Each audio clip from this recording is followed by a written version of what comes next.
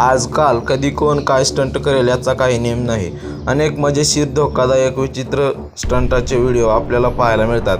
अशातच यामध्ये आणखी एका व्हिडिओची भर पडली आहे.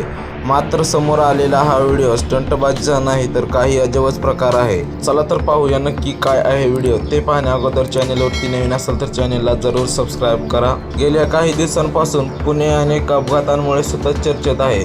आता पुण्यातून अजून एक धक्कादायक आणि अंगावर काटा आणणारी घटना उघडकीस आली आहे. एका वर्दळीच्या महामार्गावर एक टेम्पो चालक नसताना उलट्या दिशेने भरधाव जाताना दिसत आहे.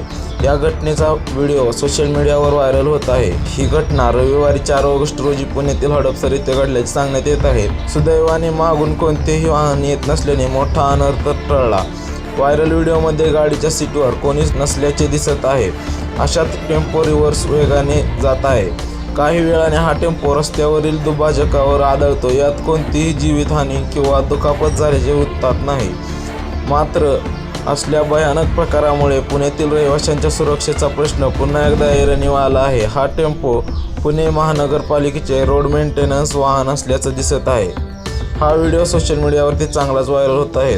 यावर नेटकरी वेगवेगळ्या प्रतिक्रिया देत आहेत. हा व्हिडिओ पाहून तुम्हाला काय वाटतं हे तुम्हीही आम्हाला कमेंट बॉक्समध्ये कळवू शकता.